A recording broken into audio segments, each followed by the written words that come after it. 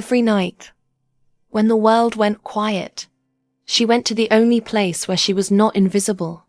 Not inside the house, but outside, under a tree that still remembered her. Welcome to Ghibli World.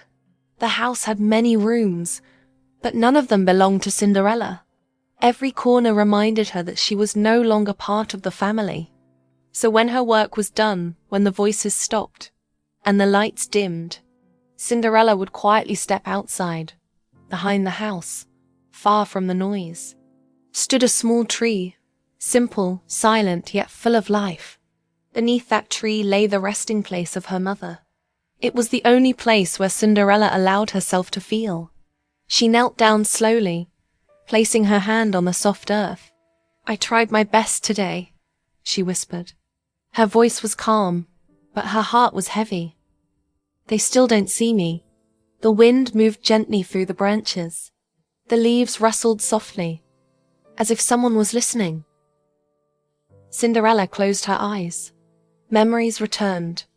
A warm smile, a gentle voice, her mother's last words.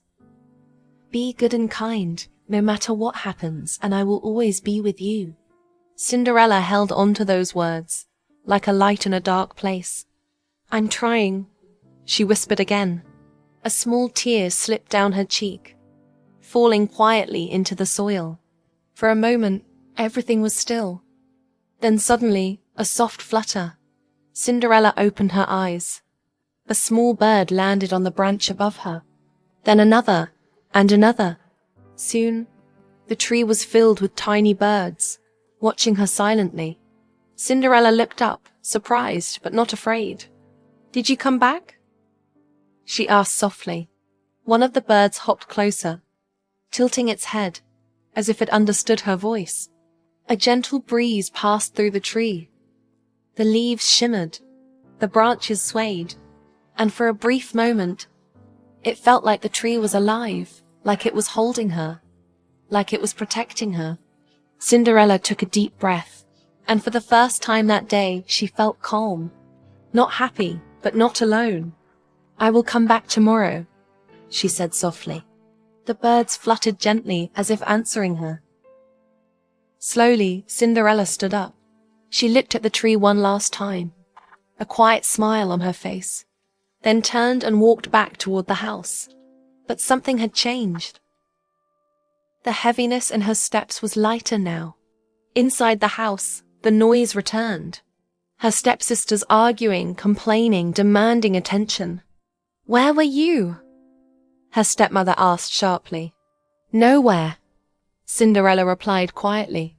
"Then stop wasting time, there is work to do." Cinderella nodded and continued her tasks. But this time, her silence was different. It was no longer empty. It was filled with something unseen. Far away, beyond the hills, beyond the quiet village, a grand palace stood. Tall, bright, live with movement. Inside, the king sat in deep thought.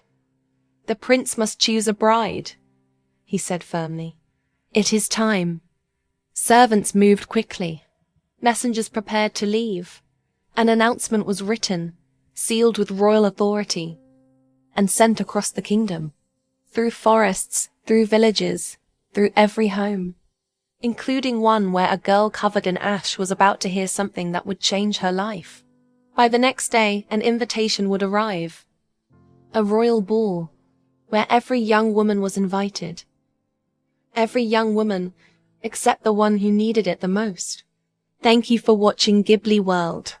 If you felt this story, don't forget to like, share, and subscribe, because the magic is only just beginning.